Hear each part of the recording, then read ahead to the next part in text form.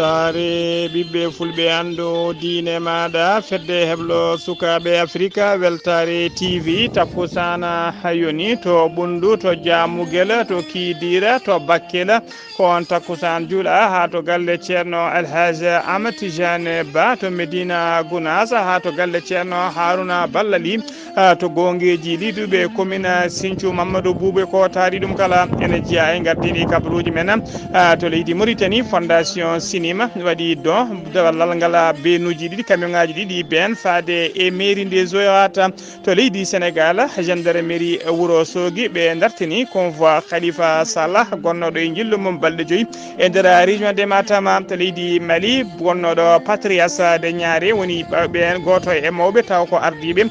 tafnoɓe wuro Bamako lamorgo leydi Mali kañum tigui yalti aduna to leydi RD Congo Félix Tshisekedi hoorejo leydi ndi o dartini ruma jarib makko woni campagne makko électoral mo wonno o dartini balɗe tati gam feccude sunare e yimɓe famiyaji yimɓe jeegoma hawruɓe ela dialla e nder meeting makko mo sakkitno wadde to leydi Zambie ko asannoɓe ene jiilo ki vivre woni kire jeeɗiɗo kawri ela dialla hewɓe kadi barmi hen hewɓe kadi ko majjuɓe meɗo ronkaɓe yitede e nder min goto kedde Afrique ma en ketto musidɗo men seydi men Alassane Oumar Mbodj habaruji men joolat jaɓeɗi men kal guerre hakkude Israël e Gaza yen ha to leydi France bisimilla mone ketki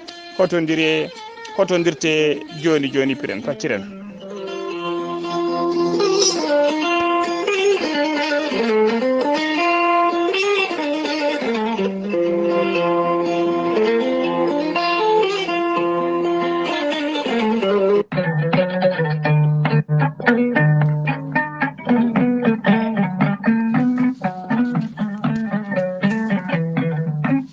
aadi bil aadi salade aadi ɓuuri firtude aadi ceerno Djiby Sy wi ko firtata aadi mo adodiri e jayde weltare ɓiɓɓe fulɓe andu diine ma ceerno Djiby Sy ko wittiyanke leɗɗe ko safriyanke safruji fina tawa ceerno Djiby Sy ko jaadiɗo ɓalawal e danawal kala ceerno Djiby Sy ko labɗo reedu malaɗo wone cafo rafiji kewɗi ɗi jiida cirolo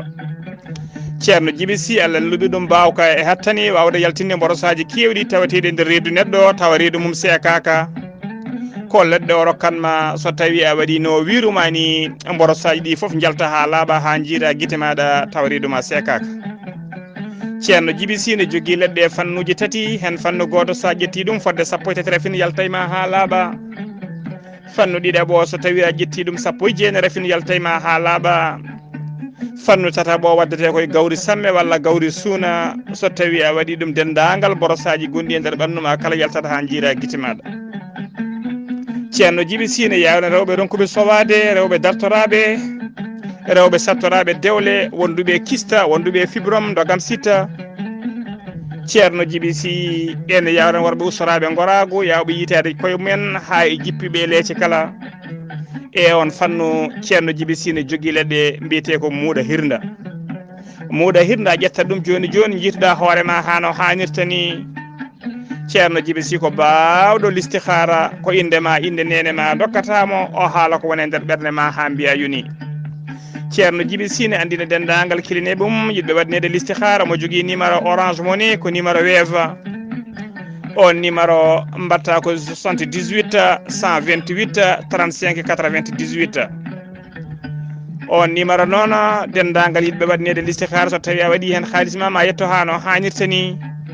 wonɓe leydi Sénégal e dendagal leyɗele ñamoje franc CFA ko 2000 franc CFA so tawi ko wonɓe to leydi Mauritanie ko ujunere mbuɗo guya ceerno Djiby Sy ne andina dendagal kilineɓe mum e oɗo saaha joni mo tawe Nouakchott lamorgo leydi Mauritanie kala jiɗɗo hebde ceerno Djiby Sy numéro makko ko 47 22 80 84 on numéro ko numéro appel kadi omo waɗi numéro WhatsApp ceerno Djiby Sy kadi ne heeɓi numéro mum 34 49 40 59 ceerno Djiby Sy ne andina dendagal kilineɓe mum base makko tawateɗo to Agnam Siwol gazon e golla hano hannirta ni ene tawe ɗon almudo makko ne wiye ceerno Djiby Déme numéro mum ko 00 221 77 395 99 17 ceerno Djiby Sy ne andine kilineɓe mum e oɗo saaha mo addi leɗɗe kese pullo leɗɗe ittoje seero cafroje koyɗe muusoje keeceji muusoje ɓalli ƴakkuji omo addi leɗɗe kadi a jubbata hen seeɗa so tawi a waɗi ataye dendagal ñonkoto gonɗo e nder reedu ma yalta ha laaɓa ko leɗɗe kadi ɓeydoje goragu moƴƴuɗi kadi e ndewagu ceerno Djiby Sy ne addi leɗɗe cafroje estomac ɗum noon dendagal wonduɓe rafiji moɗɓe poɗɗe ha tampi yaaɓe to docteur eɓe ha tampi mbadden danɗo faade e ceerno Djiby Sy joni jiituɗen koye men hano hannirta ni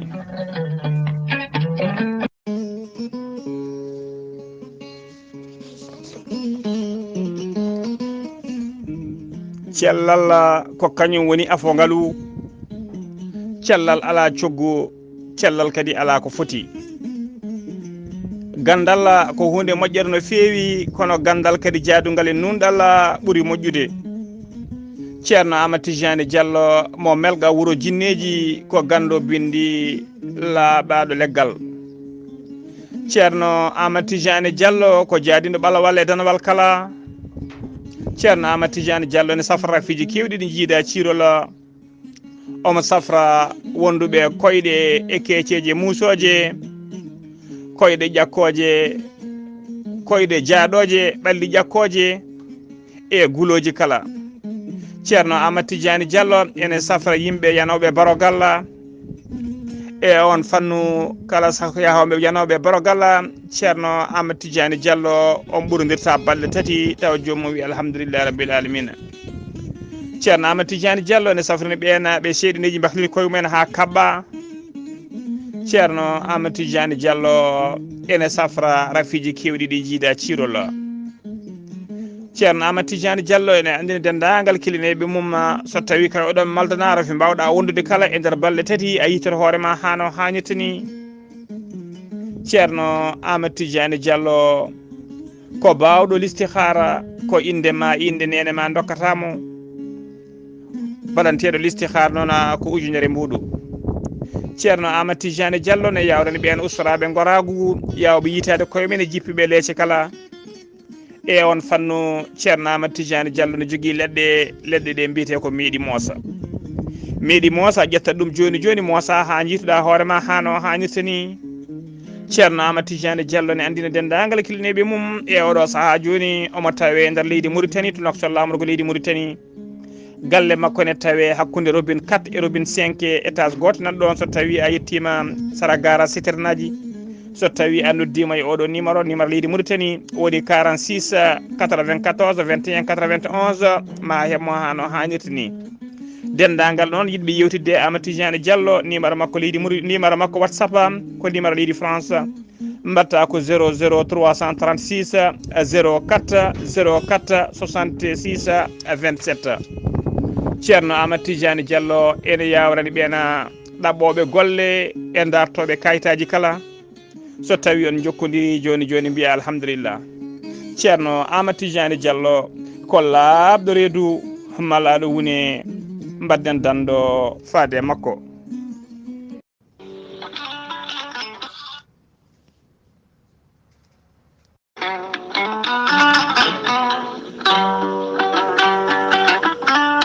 gorel te ko haako moƴƴo iwru ko tokkore dinnooro ari ko wallude e safrude haa moni kala yiito heen hoore muɗuma gorel te ala effet ala rewam a ittat ko jamiriɗa mbaɗa e ndiyam ngulɗam aɗa yara aɗa yiito cellal ɓanndu maɗa heewɓe hutortoɓe gorel te kolliti gila tan ɓami yarde gorel te dañi heen aafiya mawɗo no feewi heewɓe heen fonnoɓe oppirade yogay ñabboji woni heen wurno ko poɗɗe kono hannde o ɓe mbi'i alhamdulillah gorel te ene safra yogay ñabboji jangtaɗi eɗi jangtaka kala an joguiɗo AVC jogui cardiaque ƴiƴam dogata e ɓandu mum ɓandu wuleur jaaɗoru janowo joguiɗo diabete yogay ñabboji goɗɗi kala sa jokkodire gorel te ma wi alhamdulillah sa yiɗi andude ko jangta e gorel te jahata koto site mabɓe internet mbaɗa www point gurelte point com ma jangan hoorema kala sa yiɗi jokkodirde e tonggode gurelte so tawi kotori sa tol gonda to galle ceerno Yahya Ba mbatta ko 77 780 30 85 so tawi noon gonda ko to wuro teddungo Madina Gounas Amadou Sambalo ha to Tamba kala 78 119 00 65 so tawi gonda koto Galoya e ko taari ɗum kala jokkodirta koye Aissata Touré mbatta ko 77 218 09 98 so tawi noon gonda koto Aslem jokkodirta koye Mamadou Moya mbatta ko 78 289 03 90 so tawi noon gonda koto Pikine jokkodirta koye Amadou Isman Ndiaya mbatta ko 77 426 68 04 so tawi noon gonda koto Guédiawaye jokkodirta koye ceerno Saliou mbatta ko 77 288 51 80 so tawi noon gonda koto leydi France jokkodirta koye Haruna Gayda mbatta ko 06 50 99 64 43 musidɓe tedduɓe gorelte e GSMN eɗen daña jaam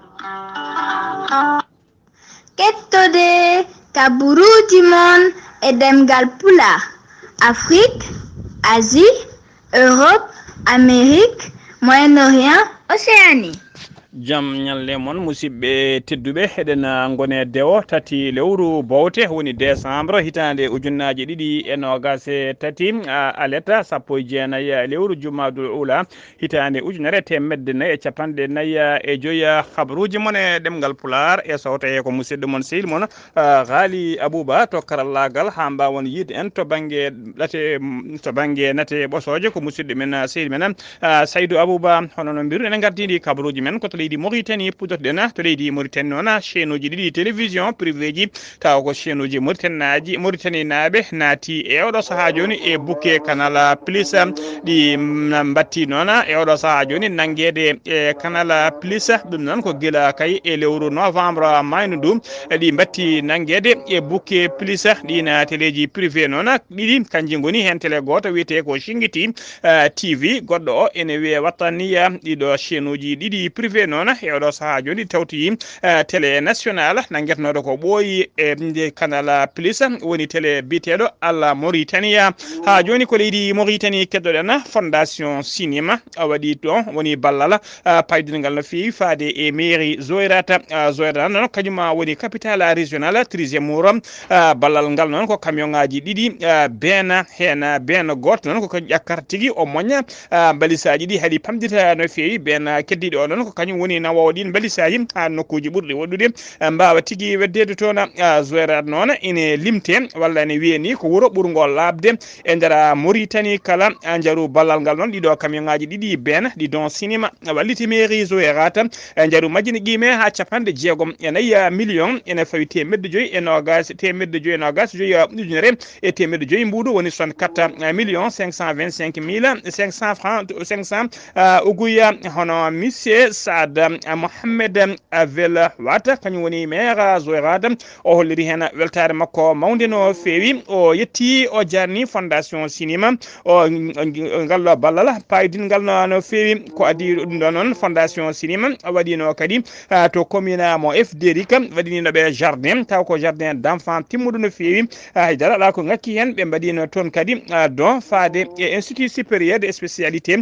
miniére équipement ji kewɗi no fewi taw ko garɗuɗi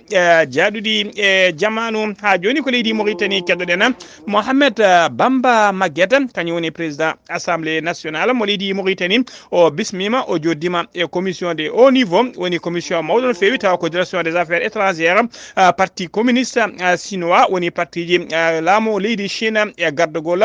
directrice du centre d'échange internationaux ɓe jewtidi ko heewi noon ko fati kay e jokkodiral moƴƴal hakkude leydi ɗe ɗiɗi ha jengti noon e fannu parlementaire ene tawtora jonde de noon ambassadeur jodiniɗo leydi Chine e nder leydi Mauritanie wondude hoorejo groupe parlementaire d'amitié Mauritano Chine hono Mokhtar Wula Khalifa e cikko hoolejo landa insaf woni landa laamu Mauritanie hono biyeteɗo Mohamed Yahya Wula Horma ha joni ko leydi Mauritanie keddoɗen ñande aljuma ñande jamma alkamisa ɓennuɗɗo to Dubai hoorejo leydi Mauritanie Mohamed Cheikh El Ghazouani o joddima o yewtidi ko heewi e sehil makko nanda makko Emmanuel Macron hoorejo gendi France ɓe gendi France ɓe tawtori ɗon ɓe jeyano noon ko tawtori yeyde oɗo sommet woni batu ngo ɓe wiyata COP 28 guna batu noon koko fati kay ƴettude peeje haɓade réchauffement climatique yewtere mabɓe noon ko fati tigui jokkodiral moƴƴal yidde ñasade cehilagal gongal hakkude leydi ɗe ɗiɗi woni hakkude leydi Mauritanie e leydi France ha joni ko leydi Mauritanie kettoɗen yimɓe mayirɗe lewru novembre mayduɗo ndu so weeti tawa kadi ko so ñande so weeti ko fête indépendance leydi Mauritanie on paami ñande nogas jeeɗiɗi lewru novembre ko accident musɗo waɗi e dow lawol atara sara wuuro witengo Yakrève ene accident o waɗi ko 100 kilométre hakkude mum e ak juge ko oto togos mo hinde V6 kañum tigui felɓodiri e bus taw ko bus dimduɗo marchandise yimɓe tato kawrino hen e ladiala yimɓe joyo woɗɓe kadi mbarmi hen barmanɗe musɗe no feewi ha joni kabaruji men ɗemngal pulaar c'est ɗum wimata leydi Mauritanie koto leydi Sénégal paadena ñande nogas e joyi lewru février hitande ujunnaje ɗiɗi e nogas e nayi ko nde ñande hen tigui wonata subgoji suɓade hoorejo leydi Sénégal e oɗo saaha joni noon biriji kewɗi puɗɗima joƴƴinoyde kay caution mumen tawi hen caution men tawa hen caution kala moni hen kala ko 30 millions francs CFA joƴƴinagol caution noon ene jeeya tigui e sarɗiji jeeɗiɗi wonande kay on jiɗɗo wonde candidat yidde wonde hoorejo leydi ndi e oɗo saaha joni noon ko fuɗɗi kay ƴettude ɗereji men ko fate parrainage koɓe temedde ɗiɗi e capanɗe jeegomo candidat ko fuɗɗi ƴettude fiche ji mumen parrainage hewɓe noon keeɓi hewɓe noon ma kadi hewɓe mabɓe kadi joƴƴini caution mumen mo 30 millions to caisse de dépôt e to de consignation ko wayno biteɗo Idrissa Seck ko wayno Karima Wade ko wayno ceerno Alassane Sall ko wayno Cheikh Bamba Dieye ko wayno Déthié Fall Anta Babacar Diengom e woɓɓe constitution mo leydi Sénégal noon mo leydi Sénégal noon waɗi kay ko kala candidat so tawi kay jomuma heɓani 5% e saaha sumgoji e nder weddanmaɓe carte so tawi a heɓani 5% jomum ruttatake caution mum ene wayno jomum perdi 30 millions mum ni kala noon keɓɗo kay 5% faydo ene ruttete caution muɗum siftinde o noon en 2019 e ngan saga ko yimɓe joyo candidat ji joyi kañumen tigui ɗaftodiri noon yidde wonde hoorejo leydi hen ɗiɗo noon hay goto mumen heɓano 5% ɓen noon perdino caution ngaji mumen ɓe woni gonnoɗo hono professeur Issa Sall on hemno ko 4,7% o ɓattinoma kono heɓani 5% o perdino caution makko ko noon kadi gonnoɗo ancien ministre hono Madiki Niang on hemno ko 1,48% ne kayne heɓano caution muɗum ruttuno kam ɓeɗo ɗiɗo perdino caution ngaji mumen e ɗiɗon sumgoji bannodi en 2019 ha joni kabaruji men e ɗemngal pulaar e on fannu ha joni hono Youssou Ndour jinnoɗo kay joguinoɗo miijo gembanade sumgoji hooreji leydi paaɗi en 2024 ene wayno eɗo saaha joni o gembiti ha laaɓi kaɗon gemba o holliri noon o hayti jeeyede e ɗina mbiruji o haali ɗum noon koye saaha kay e nder émission taw ko o haali ɗum noon koye saaha kay dernier virage woni tigui ala ko heddi seeɗa e ko fate sumgoji o haali ɗum koye saaha o bismino e émission ayawa habride witede TFM TV télévision taw kanko woni président directeur général oɗon ndeɗon jande siftinde on en 2012 Youssou Ndour yiɗino kadi wonde candidat o heɓano nden noon o heɓano parrainage binoɗo o ko ɗum hannoma jeeyede e ɗiɗon biriji e oɗo saaha noon ala mo Youssou Ndour holliri kay saabu kay o wi ala mo holliri o wonani kono ɗo e yeeso ma o feññin ha laaɓa mo ɗamini kay addude soutien mum siftinde on noon kanko Youssou Ndour o hollirino tigui ha laaɓi wonde o yaltino e catala bitegal Benno Bokk Yakaar ha joni ko leydi Sénégal keddoɗen e fannu dawrugol gendarme ɓe Wourossogui ɓe dartini aseta hanki ɗiɗi lewru jollal hitande ujunnaje ɗiɗi e nogas tati convoi Khalifa Babacar Sall noon ko jeeyaɗo e mbiriji gam yidde wonde hoorejo leydi Khalifa Sall noon e yaadi mum gila ñande aljuma ene tawe tigi tawate ko nder région de Matam e mbadi jillu men taw ko jillu kayidde yindirde e joddade e militant ji men ɗum noon taw ko jillu balɗe joya ko préfet ɗon diwan o kañum siifi kayide holli kay ko interdiction ɓe mbaɗa convoi mabɓe e nder fande he yimɓe Khalifa Sall noon jonnani ko dadiɓe ɓe mbaɗiɓe ko gila kay ko fati e wiccitgol cattigol e wiccitgol e contrôle cattuɗo ɓe mbaɗe mabɓe addu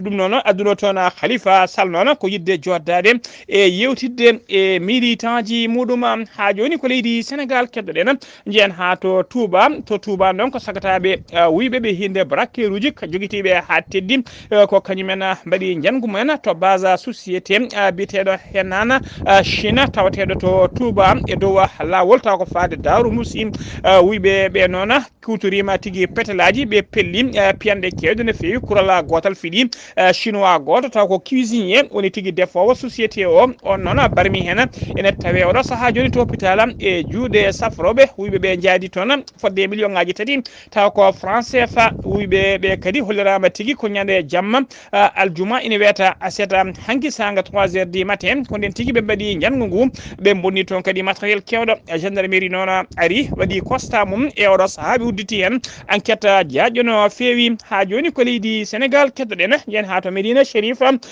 Chérif extension ene tawe nder commune mo Kolda ene tawe oɗo saaha e sunare mawde no fewi guila aseɗa hanki jaltugol aduna biyetenoɗo Alassane Bari ko suka tokoso jaro duuɓi 14 baɗannoɗo 5e année taw ko école biteɗo CEM Sikolo ST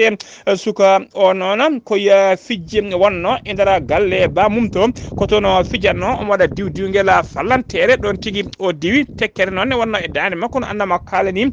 ko ɗum liggi tigui ɗeɗɗimo o wayno bartiɗo ni par pendaison e oɗo saaha joni noon sapeur pompier en garini ɗon goski hi nawi ɗum to morgue hôpital régional enquête jaƴƴo udditama hen enquête jaƴƴo noon udditama hen ko adi noon koɓe jetto goski kine yetto to morgue to taw ɓe ndewino to police administrateur ndewino to commissariat central e mbadi formalité administrative eɗen mbiyatande Allah yurmotomo yafomo halamal janna en dunima jinnaɓe makko kala nde Allah lomtina ha joni kabaruji men ɗemngal pulaar to Ziguinchor jehen ha to Ziguinchor ciftoɗen musidɗo men sehil men Amadou Isaga Kebe non ɗemde Allah yurmotomo yafomo kanko e mayɓe julɓe kala allahumma amina kabaruji men ɗemngal pulaar seno to Ziguinchor ko to leydi Mali paalɗen to leydi Mali Bamako lamorgo leydi Mali tawe sunare mawde no fewi jaltugol aduna gonnoɗo patriarche de ñaare woni gonɗo mawɗo leñol witeɓe ñaare en de Bamako biyetenoɗo Souleymani ñaare noon o yaltiri aduna ko duuɓi 70 e duuɓi 6 ko kanko fonno fiilede ko ɓoyata lefol wonde ñaarede Bamako woni tigui wonde jooma wuuro Bamako naarede Bamako noon kañumen goni mawɓe jooma wuuro Bamako ngo koko woni chef traditionnel enen mbiyatande Allah yurmotomo yaafama kanko e mayɓe julɓe kala allahumma amina ha joni ko leydi Mali kettoɗen colonel Abdoulaye Maïga kañum woni ministre d'état ministre de l'administration territoriale woni jawgal kalfinagal ko fate gueɗe nder leydi e jaccinagol laamu kanko kadi woni porte parole woni joguiɗo konngol laamu ngu o bismima o joddima ñande aljuma goo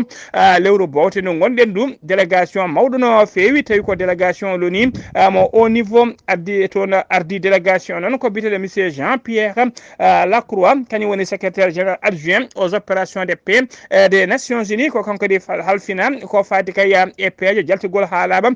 MINUSMA e nder leydi Mali ɓe jewti ko heewi noon ko fati kay e caɗele keɓaɗe hen e ko fati kadi jaltugol ngol no fuɗɗi yawrude ni ɓe jewtidi hen kono heewi no feewi ha joni kabaruji men ɗemngal pulaar e nder dongre Afrique ma jabbo musidɗo men sehil men hono Alassane Oumar Mbodj gorko mo Sara Ndogo assalamu aleykum wa rahmatullah.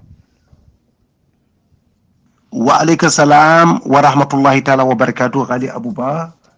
ko tonguɗen kabaruji men dongre Afrique ñalawma hande o dogo hoyre-biir tati lewru bowte ujunaje ɗiɗi nogas e tati fuɗɗo ɗon koɗo leydi hono Burkina Faso leydi Burkina Faso kañum e Niger mbi jalti e leyɗele 5 Sahel ɓe mbi fedde nde yettaki pandole ɗe joguinoɗe ha hande toon to Burkina Faso kolaɗo kuuɓal CISC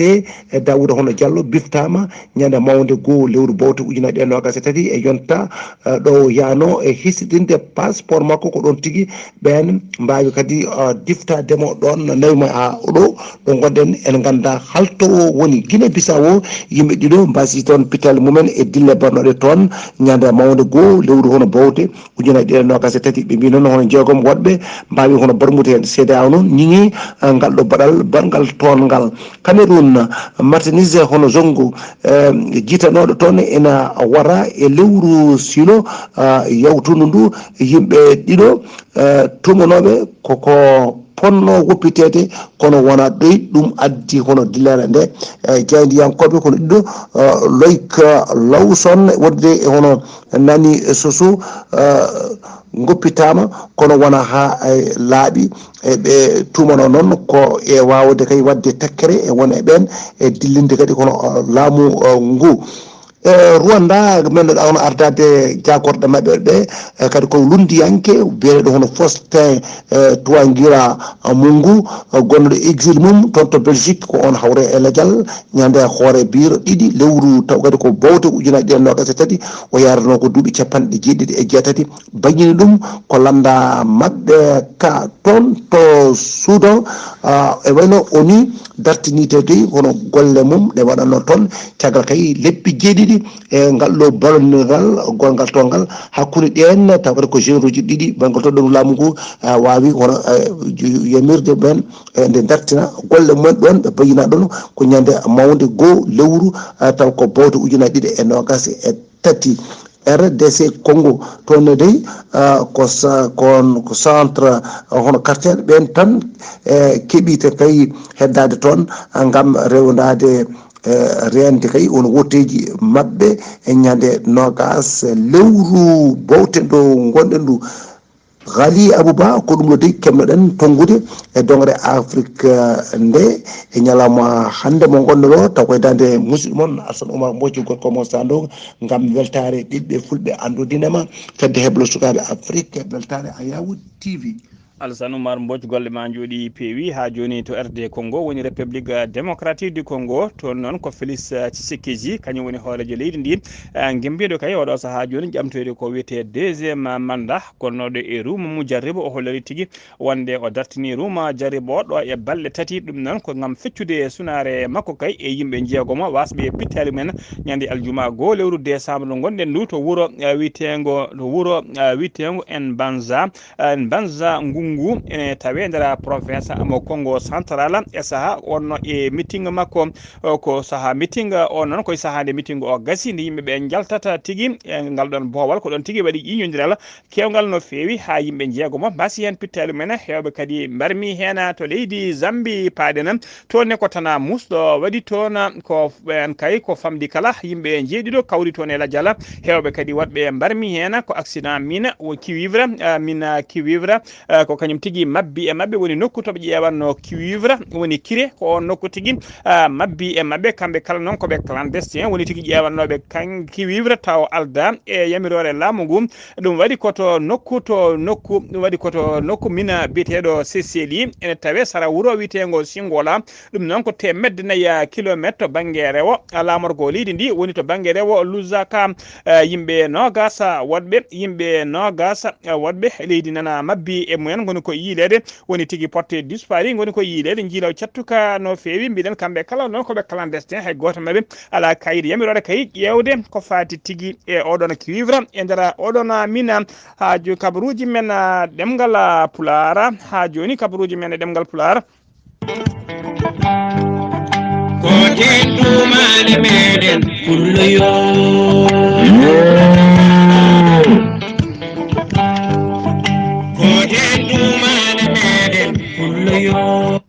kabaruji men jolam jaberi ko puddorɗen ko guerre hakkunde Israël hakkunde mum e Gaza l'armée Israël non ha joni dartinani ene jokki bombardement mum e nder nokku Gaza hono premier ministre Benjamin Netanyahu o holliri tigi wonde guerre o dartata so wona kay o heewi fandare makko nde o yiɗi nde ha timmi e nder Gaza faade kay e ɓen catala bitengal Hamas aleda hande tati lewru jolala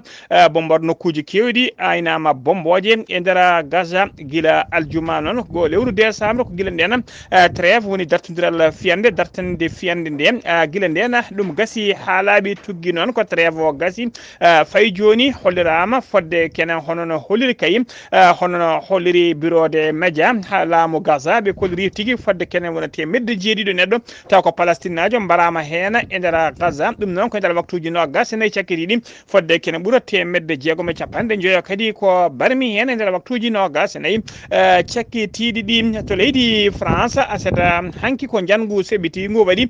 to Paris lamorgo leydi France ko terroriste goto joguitiɗo laaɓi kañum tigui woni jangu muɗum e nder jangu hen noon o wari ne fittandu o itti fittandu neɗɗo goto o barmini kadi neɗɗo goɗɗo jangu ngu waɗi koto 15e arrondissement de Paris waɗɗani pommoɓe mbiyata bira hakim ko saratona waɗɗani on pon ko ɗon tigui jangu ngu waɗi barɗo o noon barɗo hoore o noon woni tigui baɗɗo jangu o jibina ko nder leydi France o jibina ko 1997 ko français najo